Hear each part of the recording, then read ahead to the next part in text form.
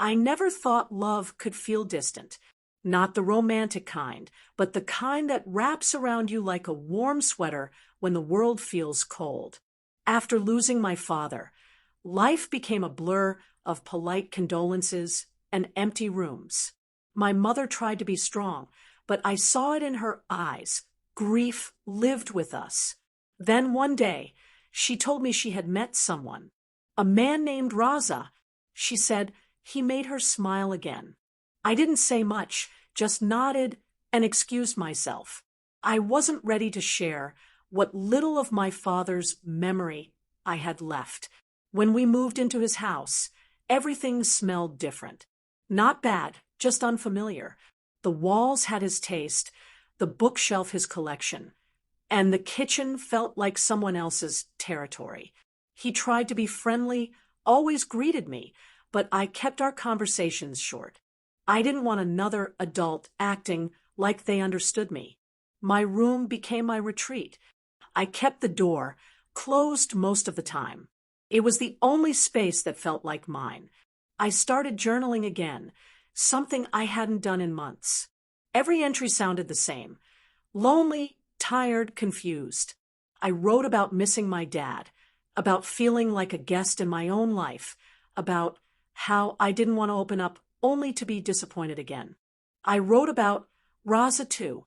I didn't call him stepfather or uncle or anything really, just him. That's how I kept my distance.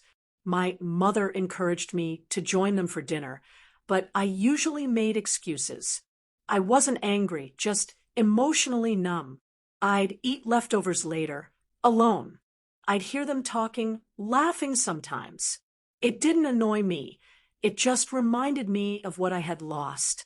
One evening, it started raining, the kind of soft drizzle that makes everything feel heavier. I sat by the window, watching the water trail down the glass like it was racing itself. I felt so far away from everything. I had my headphones in, sketching in my notebook, when I saw the door open slightly. I paused. It wasn't my mom. It was him. He stood there, not stepping in fully, just waiting. I took off my headphones. "Yeah," I asked, not cold, just guarded. He didn't speak right away. His eyes scanned the room briefly, maybe noticing the sketchbook, the books piled beside the bed, the photo of my dad I kept on the side table. Then he finally spoke. "I didn't mean to interrupt," he said. "Just wanted to say dinner's ready. If you're hungry." I nodded, about to say something dismissive, when he added, "You don't have to come down. I just thought maybe you'd want your tea the way your mom said you like it. 2 spoons of sugar, little bit of milk." It was such a small thing, but it caught me off guard. I managed a soft, "Thanks." He gave a half smile and closed the door gently behind him. I sat there for a moment, confused by the warmth I felt. That was the first time I realized he noticed me, not as a problem, not as an obligation, but as someone worth knowing. The next morning, the tea was on the kitchen table, exactly how I liked it. No one said anything, but it was there, waiting. I didn't mention it, but I drank it. The warmth wasn't just from the cup. It was the first time in months something felt thoughtful. That day passed quietly, but the next one was different. I came downstairs and found a book placed on the counter, a novel I had once mentioned liking.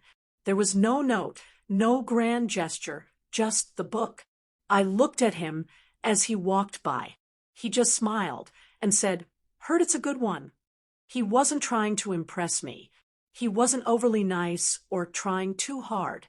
He was just consistent. Little things. He learned my silence didn't mean anger, and I began to see that his wasn't about disinterest. He gave me space, but in that space, he kept showing up in quiet ways. Once, I was stuck with a school project and my laptop crashed.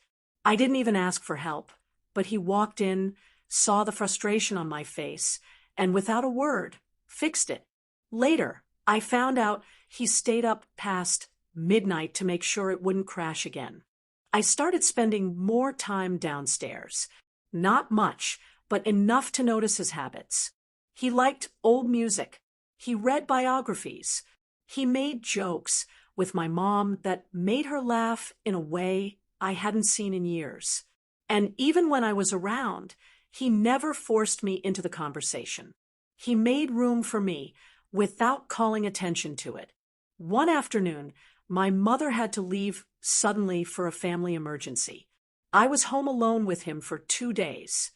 I expected awkward silence, maybe boredom, but it turned out simple. We both did our thing during the day, but in the evening, he made dinner and said, "You don't have to eat with me, but food tastes better when shared." I sat down, not because I felt obligated, but because I wanted to.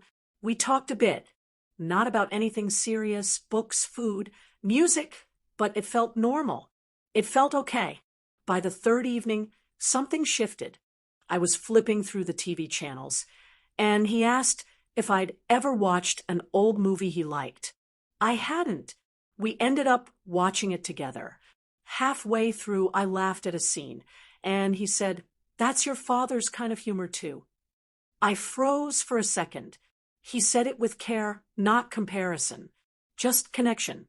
Later that night, I found myself thinking about him, not as an intruder in my life, but someone who had been quietly standing in the doorway, waiting for me to let him in. He never once demanded a place. He just stayed nearby, offering moments. Moments that started to mean more than I expected. It wasn't dramatic or sudden. It was small, gentle steps towards something I didn't know I needed, someone who wasn't trying to replace what I lost, but trying to understand it. And through that, he was slowly becoming someone I didn't realize I was beginning to trust. That week brought something unexpected.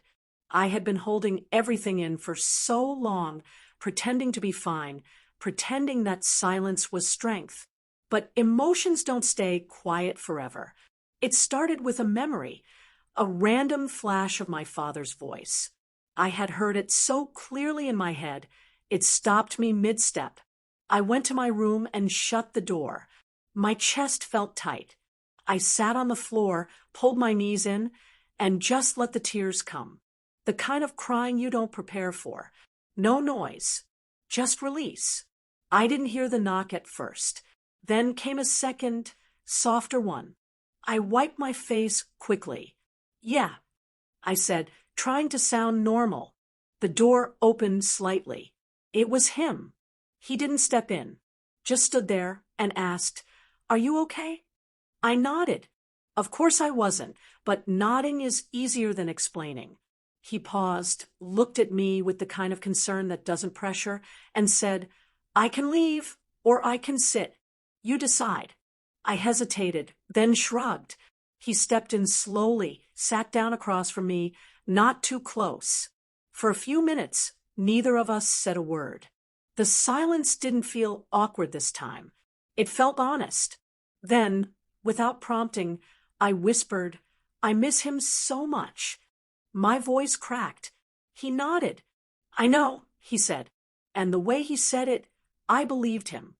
He told me about his own father, how he passed away when he was young. He didn't make it a story about himself, just shared enough to make me feel less alone.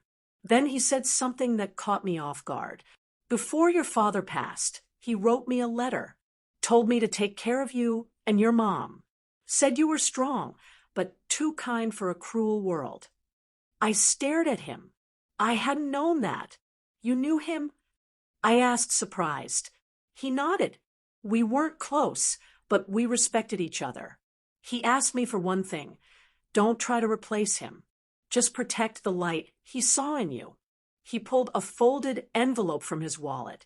It was worn, like it had been read 100 times. He handed it to me. I opened it with trembling hands. My father's handwriting. His words. A message meant for the man who would walk into our lives after he left. I couldn't read all of it through the tears, but one line stood out. Asterisk, if she ever lets you in, never take it for granted. Asterisk, I looked at him, really looked, For the first time, I saw a man who wasn't trying to fill someone else's shoes. He was just trying to be present, quietly, honestly, lovingly. Without thinking, I reached out and hugged him. Not because he needed it, but because I did. That moment didn't erase the pain, but it shifted something. I realized love doesn't always enter with fanfare. Sometimes it arrives softly, sits beside you in your lowest moment, and says, "I'm here. I'm not leaving." Things didn't transform overnight, but they changed in ways that mattered. I no longer avoided dinner. I showed up even when I had nothing to say. He never made it feel like a performance. He just welcomed me as I was. Gradually, laughter returned, not the loud, forced kind, but real, unexpected bursts that surprised even me. He'd make subtle jokes, and I found myself smiling before I could stop it. I stopped calling him in my head. I started calling him Raza. That shift was quiet, but it carried weight. One day, I caught him waiting outside an art exhibit. I hadn't told anyone I was showcasing a piece there. Somehow he found out. He didn't come with balloons or praise. He just stood there, nodded at the painting, and said, "You see the world differently. That's a gift, you know." I didn't say anything, but that night I hung that painting in the hallway. I think we both understood what that meant. He began showing up in little parts of my life, not interfering, just supporting. If I had an exam, he'd leave a note on the fridge. If I looked tired, he'd make tea without asking. He wasn't perfect. He forgot things. Sometimes he'd say something awkward, but none of it felt performative. It felt real. I stopped guarding myself so tightly. I started trusting again, not because I was told to, but because his actions made it possible. My mom noticed the shift too. She never said it out loud, but her eyes softened when she saw us talking. There was a peace in our home that hadn't existed in a long time. We weren't just three people sharing a space. We were becoming something resembling a family, not because it was easy, but because everyone chose to try. On my birthday, I didn't expect much. I never really celebrated after my father passed. But that morning, I found a small box on my bed. Inside was a pendant, not flashy, just a simple silver locket. I opened it, and inside were two tiny photos, one of my dad, one of me as a child. On the back was a note, asterisk, for your story, both chapters. Asterisk, I didn't cry. I just held it for a long time. It was the most thoughtful gift I'd ever received. It wasn't about replacing anyone. It was about honoring every part of me, where I came from and where I was headed. Months passed. Life kept moving. I got accepted into college. On the day I left, Raza hugged me and said, "Remember, no matter where you go, you're never walking alone." That sentence stayed with me. I realized love doesn't always come the way we expect. Sometimes it shows up in people we never saw coming. And if we're lucky enough to recognize it, it changes everything. Somewhere along the way, I stopped seeing him as someone who entered my life. I started seeing him as someone who belonged in it, not because of a title, but because of the quiet, steady way he chose to love without asking for anything in return.